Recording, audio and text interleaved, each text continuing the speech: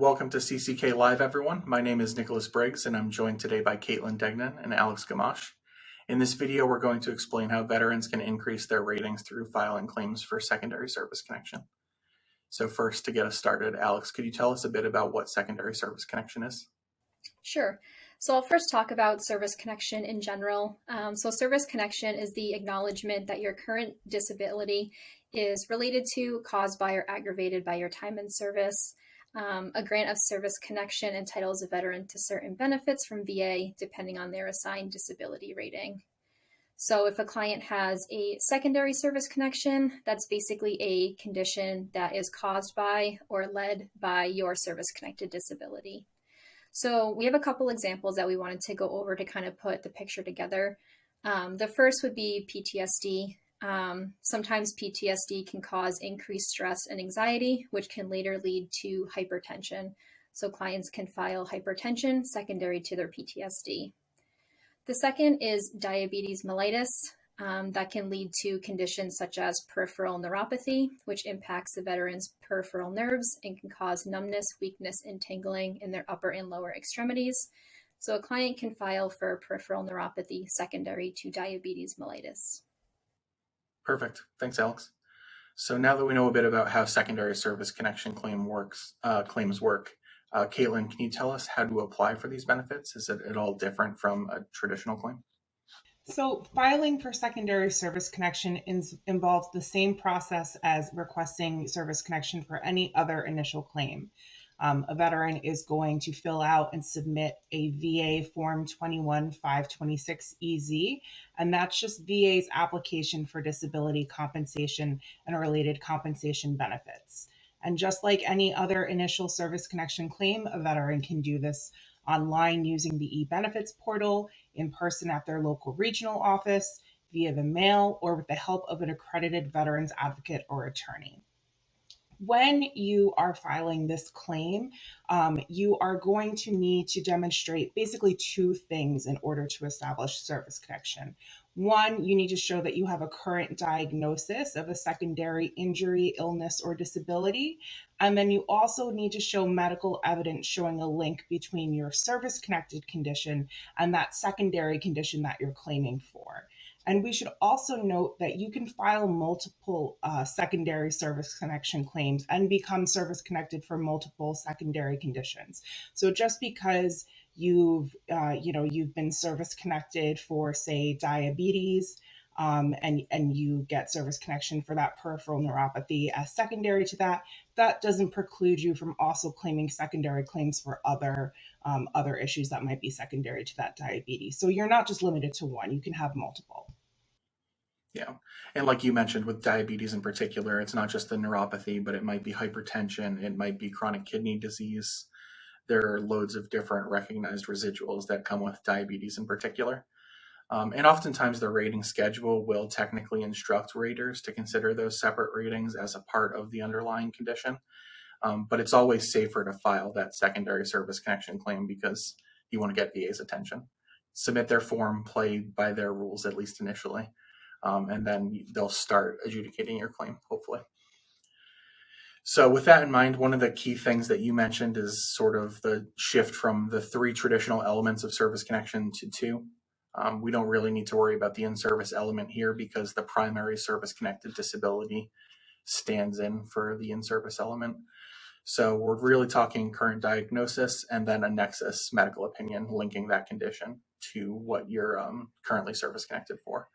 So with that in mind, when you're thinking about the types of evidence you want to submit in support of your secondary VA claims, first and foremost, we need to be thinking about medical evidence. This can come both from your VA healthcare providers or any private physicians that you see. But it really is going to be important to both show that you've been diagnosed with these conditions and, if possible, get a nexus opinion from your private examiner or from your VA physician. But realistically, this is a situation where VA's duty to assist is going to kick in. If you put them on notice that you think you have conditions related to your service-connected disability, odds are they'll provide you with a service compensation and pension exam. But either way, medical evidence is a great place to start and to hopefully get that process kick-started. But Alex, with that in mind, are there any other types of evidence that might be helpful in establishing secondary service connection? Yes, so lay evidence may also be helpful in helping you demonstrate service connection. So veterans can submit lay statements outlining how their already service-connected conditions caused or impacted their secondary condition. Those close to the veteran, such as family members, coworkers, fellow service members, they can also submit statements corroborating what the veteran's claim is and describing any symptoms they may have witnessed. Notably, as of January 2021, VA does require that lay evidence be submitted using VA Form 21-10210. The other two helpful pieces of evidence may include service and employment records. So service records are important evidence in secondary claims. They usually include the veteran's DD-214, which details the locations in which they served, performance evaluation, and service medical records. Additionally, employment records can further demonstrate how the secondary disability impacts the veteran. Maybe it causes them to miss substantial amounts of work or has resulted in poor focus or job performance, all of which should be reflected in the veteran's employment records. Great. Thanks, Alex. So up to this point, we've largely talked about how to go about getting service connected for secondary disabilities. But Caitlin, could you tell us a bit more about what happens once service connection for a secondary condition is granted? Sure. So once secondary service connection is established, VA is going to assign a disability rating to that secondary condition, just like with any other condition. And VA will rate that secondary disability the same way it rates other conditions that are service connected on a direct basis using VA schedule for rating disabilities. Each condition is rated using a diagnostic code in the rating schedule, and VA is going to look at the severity of your symptoms and the level of resulting impairment to determine the percentage in the diagnostic code that best approximates to your level of disability. And that's what they will use to decide your disability rating. If you have multiple service connected conditions, those ratings are going to be added together using the combined ratings table, or what some might like to call VA math. And the combined disability rating is going to determine what your monthly benefit amount will be. Thanks, Caitlin. And like you mentioned, this is sort of where VA math comes into play. It's nobody's favorite subject by a long shot, but it's important to understand because as veterans get more and more secondary conditions granted, they tend to just assume that, oh, I was at 50 before and I have 40 more now, I must be at 90. But unfortunately, that's not how the combined rating process works. So when calculating a combined rating, VA starts with the premise that a veteran is 100% efficient or not disabled. So if a veteran has a disability of 20%, then VA sees them as 80% non-disabled and then 20% disabled. So with that baseline 20 in mind, if an additional disability is granted at, say, 10%, VA is only going to take that 10% from the remaining 80% efficient individual and then combine the result of that 10% and the original 20. So rather than a veteran being 20 plus 10 equals 30, they're actually only going to be 20 plus 8 equals 28.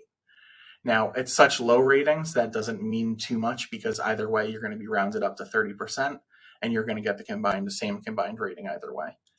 But as you get higher and higher and there's less and less of the efficient person left to add from, it becomes harder and harder to get to that next level of combined rating.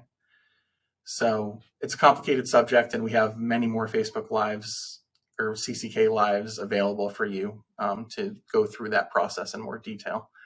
But with combined ratings and VA math in mind, Alex, how do secondary service connection claims help you increase your rating? Yeah, so if a veteran files for and is granted service connection on a secondary basis, they'll get a separate rating, like Nick explained. And also, like Caitlin explained, you can get secondary service connection for more than one condition. So you're not just limited to one. So the more conditions you have that are service connected, the higher your combined rating, therefore your greater disability compensation monthly. To calculate your combined rating, instead of doing the math like Nick had talked about, we do have a VA calculator that's linked below, which you'll be able to put in your ratings for each condition and then what your total rating should be. Additionally, if your disabilities prevent you from working, a grant of secondary service connection may also help you meet the qualifications for scheduler TDIU. We have a ton of Facebook Lives on how to get scheduler TDIU. But essentially, TDIU compensates veterans at the 100% level, even if their combined rating does not equal 100%. The amount of compensations for veteran getting the 100% or TDIU is about $3,300 a month. Great. Thanks, Alex. So thank you both for taking the time out of your day to go over these important subjects with us. Is there anything else about secondary service connection and combined ratings generally that you'd like to share with our audience? I would say, Nick, as you mentioned before, there are certain diagnostic codes that require the VA to look into these secondary issues. But this is yet again one reason why it's so important that if you're going in for that C&P, if you're seeing your treatment provider, it's so important to make sure that you're telling them about all of the effects of your disabilities. Because even if you may not realize that something is something that could be secondary to your service-connected disability, this is how you can discover it. So it's so important to be honest with your C&P examiner, to be honest with your treatment provider, to make sure that all of that gets documented and into the record. Absolutely. Thanks for that, Caitlin. Well, thank you all for joining us. Be sure to explore our website for more information on this and other subjects. I do especially recommend our videos on VA math. Like I said, it gets complicated very fast. And don't forget to subscribe to our YouTube channel so that you'll never miss a video. Thank you all for joining us.